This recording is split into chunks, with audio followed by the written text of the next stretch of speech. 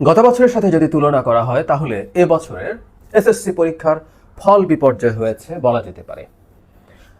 এবছর পাশের হার সাকুল্যে ৬৮.৪৫%। আমরা গতবারের সাথে যদি তুলনা করি, গতবার ছিল ৮৩.০৩, মানে ১৫% পাশের হার কমে গেছে।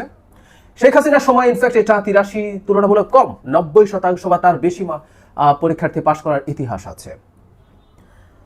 জিপিএ ৫ও কমেছে, ১,৩৯,০৩২ জন পেয়েছে, আর আগের বছর জিপিএ ৫ পেয়েছিল ১,৮২,১২৯ জন। এবছর ৬ লক্ষ পরীক্ষার্থী ফেল করেছে, ৬ লক্ষ।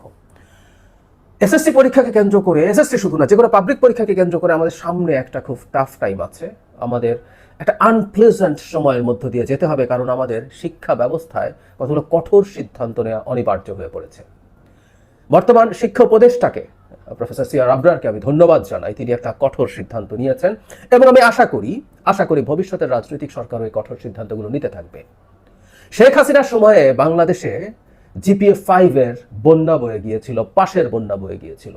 এই দেশের শিক্ষা ব্যবস্থা পুরোপুরি ধ্বংস করা হয়েছে। কোনো লেখাপড়া হতো না, কিন্তু পাশ করতো সবাই, জিপিএ 5 পেত। তারপর কেউ কেউ বলতো আই অ্যাম জিপিএ 5।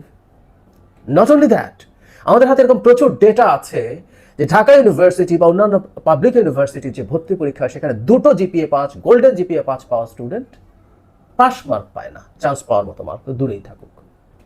প্রচুর প্রচুর রিপোর্ট হয়েছে। শেখ হাসিনা আসলে পাস এবং জিপিএ 5 দিয়ে যেটা করার চেষ্টা করেছেন, এটা তার ক্ষমতায় থাকার জন্য। তিনি যত গ্রুপ আছে, যত রকম মানুষ আছে, তাকে তাকে তার মতো করে খুশি রাখতে চেয়েছেন, যাতে সমাজে কোনো না কোনো অসন্তোষ তৈরি না হয়। আমি প্রায় একটা কথা বলেছি, বাংলাদেশে তিউনিসিয়া মডেলের কিছু একটা ঘটবে। সো যে কোনো খান থেকে যে কোনো ধরনের একটা অস্বস্তি যদি তৈরি হয়, অন্যান্য ক্ষোভে ক্ষুব্ধ মানুষরা রাস্তায় নেমে আসবেন। তাই শেখ হাসিনা সবাইকে খুশি করছেন। আমাদের শিক্ষিত মধ্যবিত্ত, নিম্ন মধ্যবিত্ত যাদের সন্তানরা স্কুলে যায়, তারা খুশি। বিরাট এত পাশের হার, এত জিপিএ 5, যিনি জিপিএ 5 এর আশপাশে যাওয়ার কথা ছিল না, তিনি পেয়ে যাচ্ছেন। সন্তানের জিপিএ 5 পাওয়াতে বাবা মা খুশি। আমরা তো আসলে খুব দীর্ঘমেয়াদী কিছু দেখি না, মোটা দাগে বেশিরভাগ মানুষ, আমি আমাদের আশপাশে বড় হওয়ার সময় দেখেছি, এখানে তো এই সমাজে বড় হয়েছি, জন্মেছি। সো আমি দেখি যে আমরা পরিণামদর্শী না। এভাবে জিপিএ 5 পেয়ে কী লাভ হবে কি হবে না কেউ কিছু বুঝি না।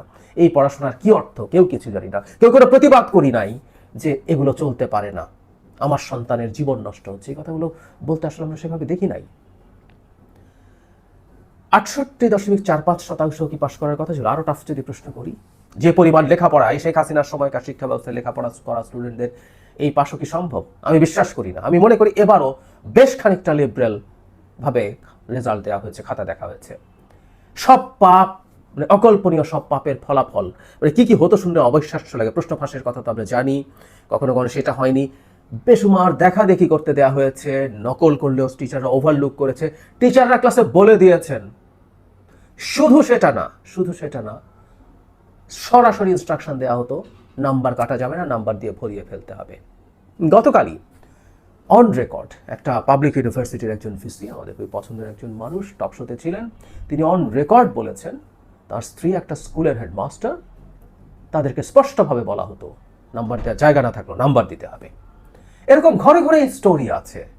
আমার এই ভিডিও যদি কোনো স্কুলের শিক্ষক দেখে থাকেন, তারা জানেন কিভাবে তাদেরকে ইনস্ট্রাক্ট করা হতো নাম্বার দিয়ে দেওয়ার জন্য।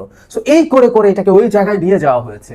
হয়তো খুব রাতারাতি সরে আসা যায় না। এই রাতারাতি সরে আসলে আমি বিশ্বাস করি পাশের হার ৫০% হবে না, ৫০% হবে না, ৪০% বা তারও নিচে নেমে আসতে পারে। ইভেন আমরা যখন পড়াশোনা করেছি, পাশের হার তো ৪০-৫০%ই থাকতো। হঠাৎ করে বাংলাদেশে সুশিক্ষার বন্যা বয়ে গেছে তা কিন্তু না। এখন আসলে এই ইলুশন থেকে আমাদের বেরিয়ে আসতে হবে। শুধু তাই না, আমি ইলুশনের আরেকটা জায়গা বলি। ইভেন ১,৩৯,০০০ জিপিএ 5, মানে আমাদের সময় মার্কসের ব্যাপার ছিল, ডিভিশন ছিল, স্ট্যান্ড ছিল। আমরা একটা কথা বলতাম তখনও আমরা এটাকে লজিক্যাল মনে করতাম। এটা না করে একটা সারা পৃথিবীর যে চর্চা, সেটা একটা রেঞ্জের মধ্যে নেওয়া, যাতে মোটা দাগে যোগ্যরা একই গ্রুপে থাকে কম বেশি। কারণ একটা পরীক্ষা তো হুটহাট করে নানান রকম পাল্টে যেতে পারে। সেই পরীক্ষা অন্য দিন দিলে তার মার্ক পাল্টে যেতে পারে, সেই জন্য একটা রেঞ্জ হওয়া ভালো।